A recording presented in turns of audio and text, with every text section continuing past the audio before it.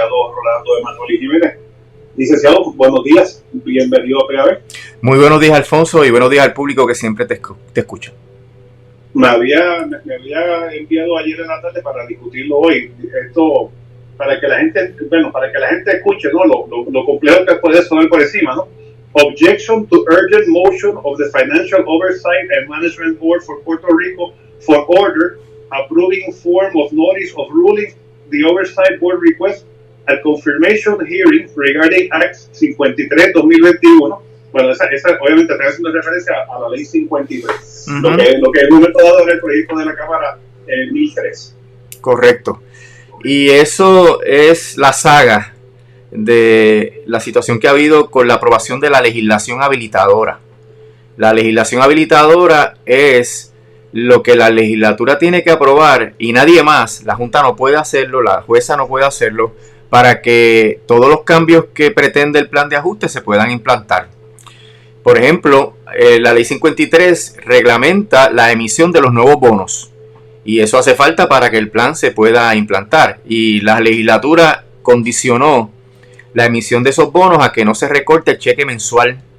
Pero la Junta tiene en el plan de ajuste de deuda otros recortes. Tiene recortes para los beneficios futuros, prohíbe que se mejoren las pensiones para ajustarlas al costo de la vida y reestructura el sistema de retiro de los maestros y de los jueces y juezas para que en vez de ser un sistema de beneficio definido sea un sistema de aportaciones definidas como son los otros empleados del gobierno central. Pero los empleados del gobierno central tienen una ley que se aprobó en el 2017 que convirtió su sistema en un pay-go, ¿verdad? Que lo liquidó y lo convirtió en un pay-go y que estableció el sistema de aportación definida donde los empleados hacen mensualmente una aportación para su retiro y si eso da o no da cuando se vayan a retirar, a Dios que reparta suerte, ¿verdad? No hay realmente una expectativa de que se reciba un dinero que permita un retiro digno. Por eso es que se aprobó la ley de retiro digno y la Junta la anuló. Pues todo esto incide en el plan de ajuste de la deuda porque la sección 314 de promesa establece que para que la jueza pueda confirmar tiene que haber dos elementos fundamentales, ¿verdad? Que el plan sea viable, que se pueda cumplir y que el plan tenga toda la legislación habilitadora. Si bien es cierto que la ley 53 establece que no hay recortes al cheque mensual, no dice nada. Guarda silencio sobre las reestructuraciones que quiere hacer la Junta con los beneficios futuros.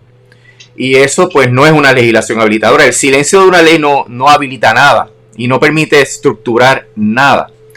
Y lo que dice el plan sobre estos cambios, Alfonso, es una tablita de Excel con un wish list, con la lista de deseos de lo que la Junta quiere que sean los sistemas de retiro. Y eso tampoco es una ley.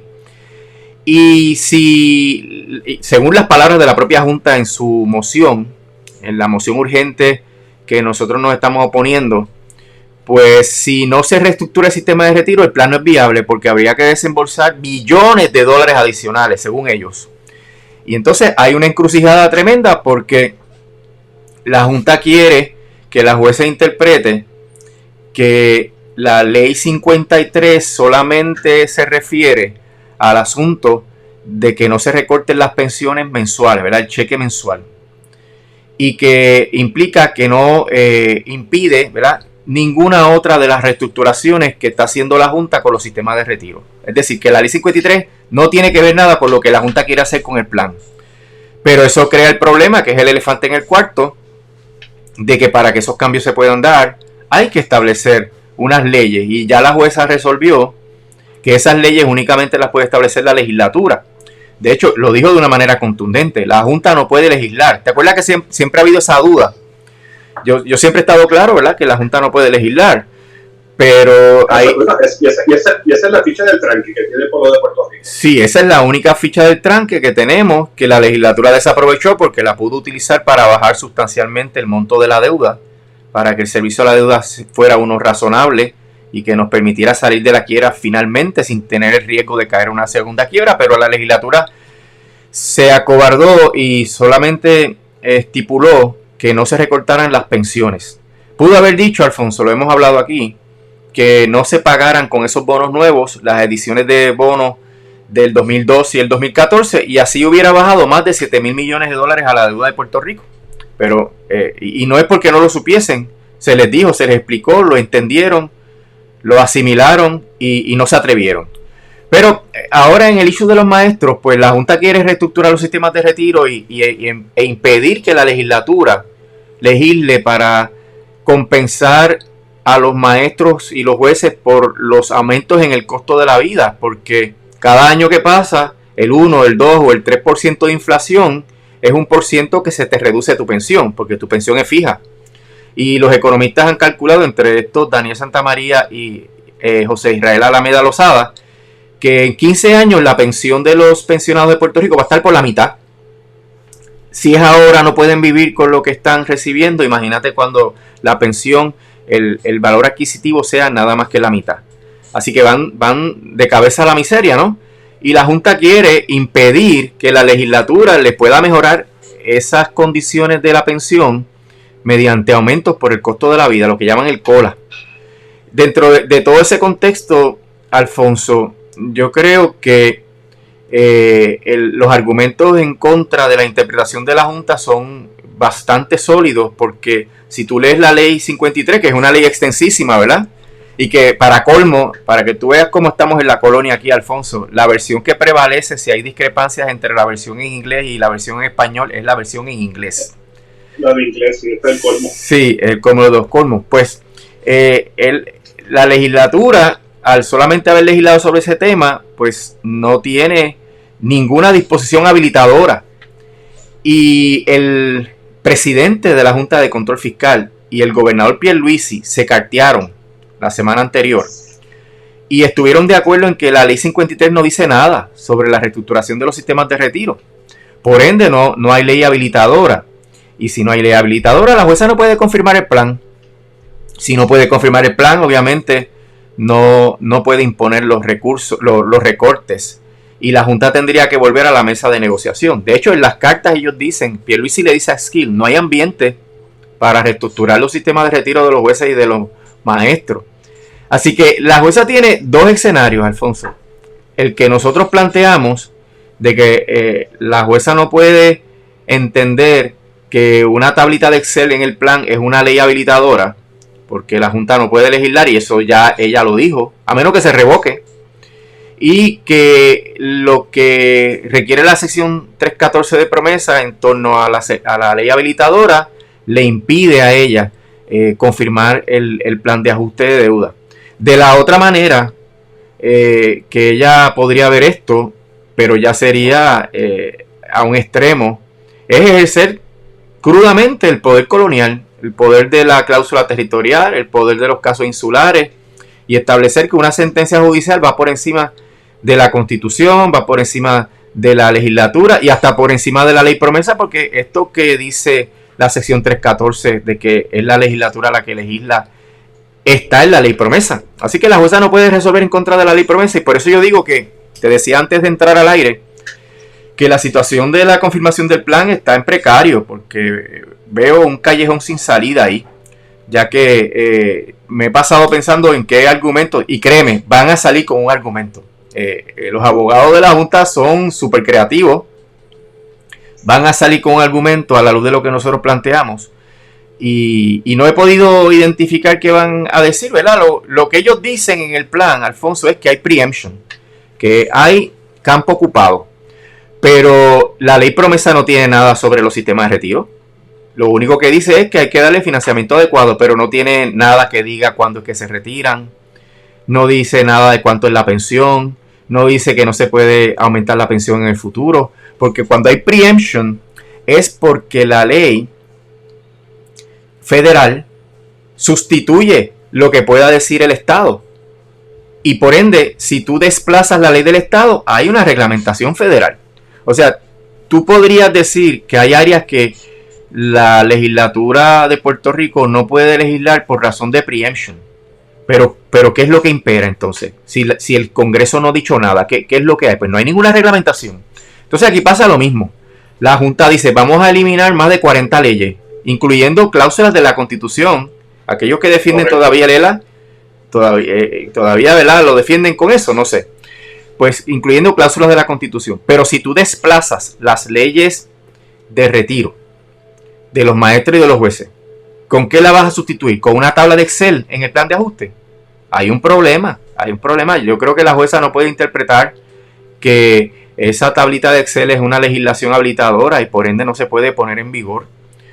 Y esa es la vista que hay el miércoles, Alfonso, donde la jueza nos va a escuchar para determinar cuál es el curso a seguir en cuanto a la ley 53. Nosotros planteamos en esa moción, que de paso, ¿verdad?, es una moción con todos los detalles, incluyendo todo lo que se hizo en el historial legislativo, cómo se interpretan las leyes, por qué entendemos que la política pública es de cero recortes, y entonces todo este andamiaje colonial, ¿verdad?, que la jueza llama el Awkward Power Sharing Agreement. No sé si has visto esa frase. No, ¿cómo otra vez, por favor? Awkward. An Awkward Power Sharing Agreement. Qué delicada, ¿verdad? Qué delicada. Sí. Y el Awkward Power Sharing Agreement, ¿qué dice? Que la legislatura es la que legisla, y ella lo dice así mismo. En este Awkward Power Sharing Agreement, la legislatura legisla, pero la Junta tiene el control financiero. Y lo que está diciendo, bueno, la Junta le aprieta los tornillos a la legislatura y los obliga a entrar por el embudo. Pero la jueza está reconociendo que ella no tiene el poder de obligar a los legisladores a que entren por el embudo. Tiene que ser la Junta.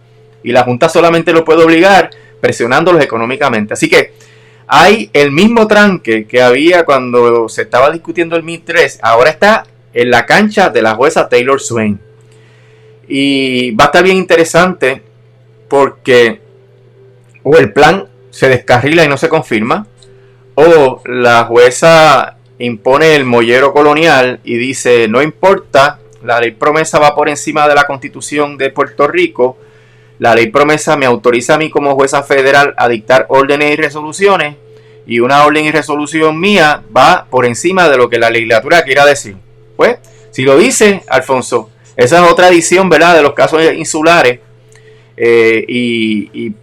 hay que vivir con eso mientras sigamos en ese régimen colonial. ¿Qué haría el circuito con esa violación flagrante de la ley? Pues no sé, porque el circuito últimamente se ha ido ajustando, ¿verdad?, a la visión política colonial que tiene el Congreso con la ley promesa, pero es algo que estaría bien interesante. De seguro, alguno de los acreedores podría llevar esto al Tribunal Supremo de los Estados Unidos también, y tendríamos otro caso insular en el Tribunal Supremo.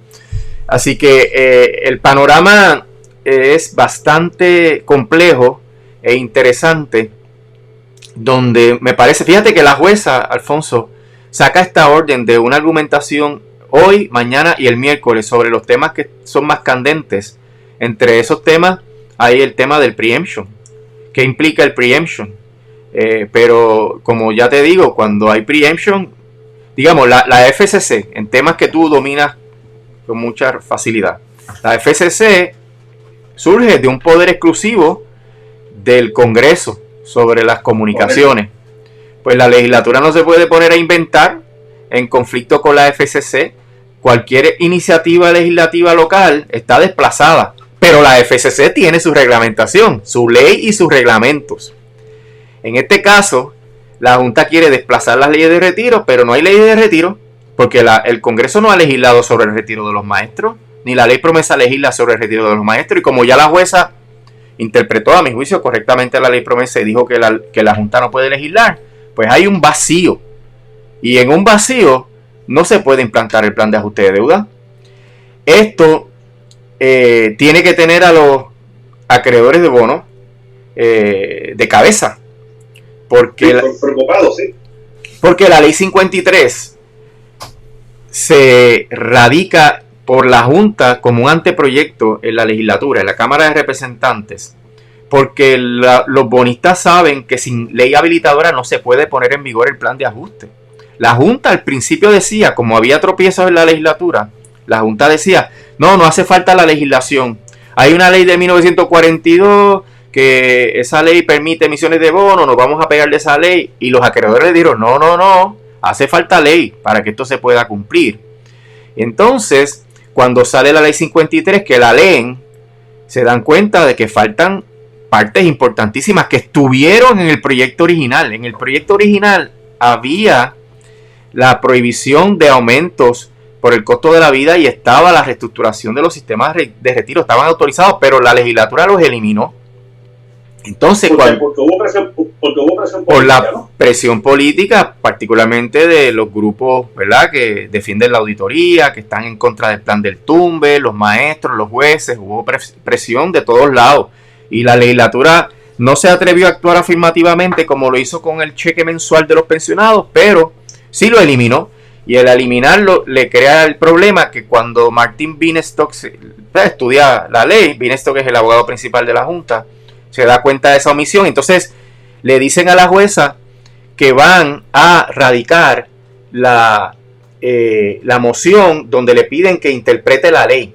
Y esa moción es la que estamos discutiendo y es la moción que corresponde que la jueza resuelva ahora. Y en la explicación que da Martin Bienstock, para terminar la idea, en la explicación que da él, es que los acreedores están preocupados por el alcance de la ley 53. O sea, que vuelve los acreedores a decir, mira, esa ley le falta. Y como ellos están preocupados, pues entonces la Junta enmienda el plan. Porque ¿te acuerdas que la Junta no iba a enmendar el plan? La Junta dejó el mismo plan, el séptimo. Es porque los acreedores dicen, no, si hay discrepancia entre la ley 53 y el plan no es confirmable. Así que tienes que enmendar el plan. Y ahí es que hacen el octavo plan. Y lo dicen así específicamente. Lo enmendamos porque los acreedores no quieren incertidumbre. Porque en cualquier momento podría venir alguien a impugnar que el plan de ajuste no tiene correspondencia con la ley habilitadora. Y por eso le estamos pidiendo a usted que interprete, a la jueza que interprete que el plan es cónsono con la ley 53. Pero no es cónsono, porque el plan dice unas cosas que no están en la ley 53. Y ahí es que viene el tranque en esta situación.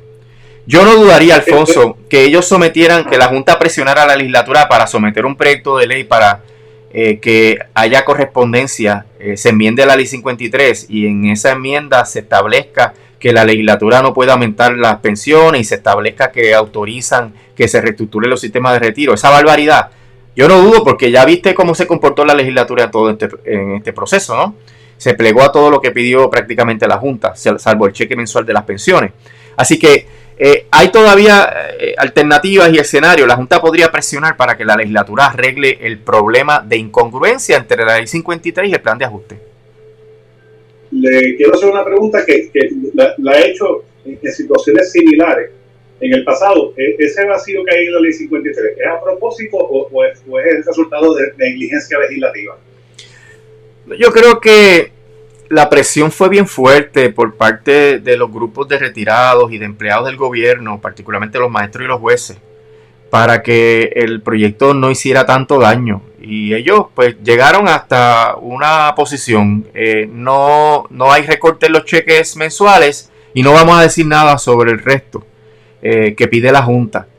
Pero consciente o inconscientemente, yo creo que más inconscientemente se creó este vacío que hace que surja esta controversia actualmente. Así que no creo que haya sido un acto deliberado, no lo vamos a incluir para forzar a la Junta a que no pueda recortar las pensiones futuras. Yo creo que fue que obviamente se le pidió, se presionó a los legisladores para que eliminaran esos recortes y la legislatura los eliminó, pero sin visualizar las consecuencias, porque nadie habló de esto. Recuerda que la legislatura ha guardado un silencio sepulcral después que aprobaron la ley 53 y se vio todos los problemas que presentaba la ley 53. Ellos han guardado mutis y por eso pues no se ha debatido específicamente cuál es la intención. Bueno, ellos salieron corriendo para que el gobernador la firmara esa misma noche. Sí. Pero esto era predecible, ¿o no?